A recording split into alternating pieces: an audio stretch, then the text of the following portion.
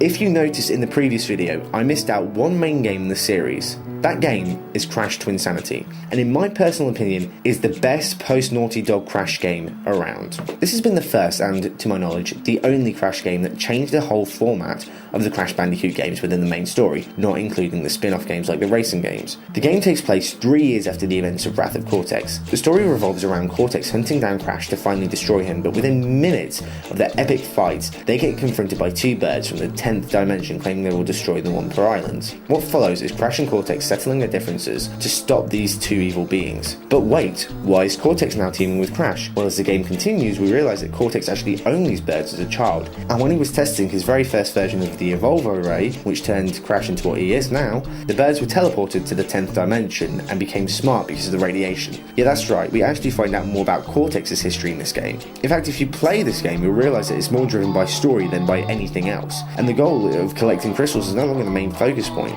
This game is also interesting as the first boss battle is against Cortex, which sets up the remainder of the game. Also, there's the fact that Crash remains the main Bandicoot. Coco makes like 2 appearances, and in both she ends up frozen like a statue. As for Crunch, he makes like a 5-second cameo, which alone makes the game at least a 5 out of 10. And yes, if you didn't know, I despise Crunch with every ounce of hate in my body.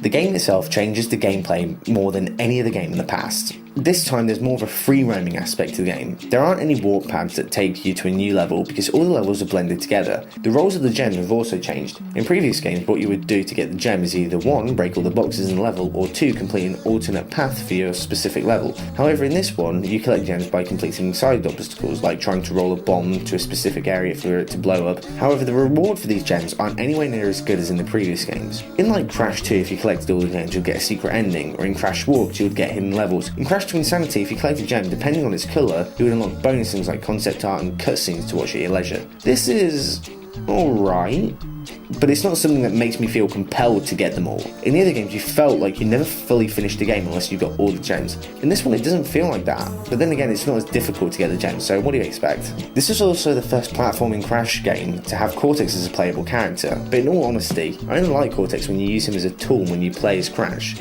When you actually play as Cortex, he's a bit meh. He has a gun which is kinda cool, but sometimes it's a little difficult to aim. Also, the gun has ammo, so if you run out of ammo, you're pretty much fucked. Cortex is fucking useless. Yeah, okay, it's kind of funny seeing him run like a little girl when he's scared. That's only funny like for 10 seconds and then you realise you can't do anything. It's a bit crap.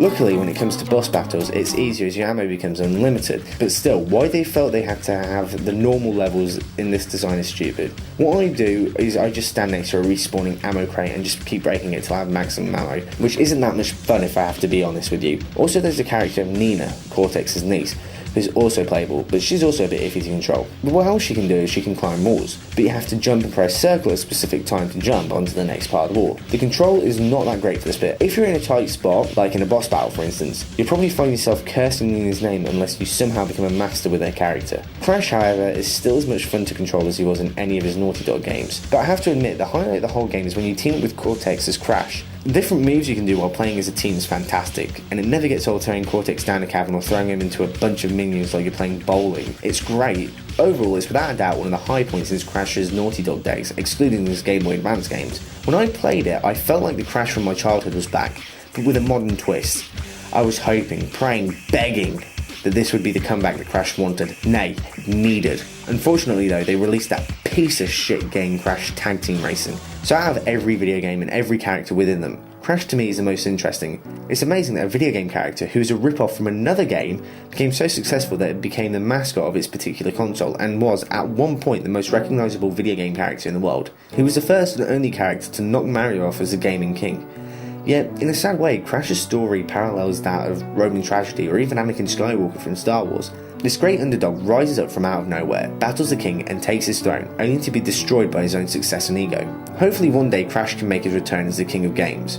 Maybe Naughty Dog can try and rebuy the license of the Crash games and even attempt some modern remakes like what happened with Tomb Raider and Tomb Raider Anniversary. Until then, we still have the classic PS1 games to play. No doubt you can buy them online for dead cheap nowadays, and if you have a PS3 you can download them for like next to nothing.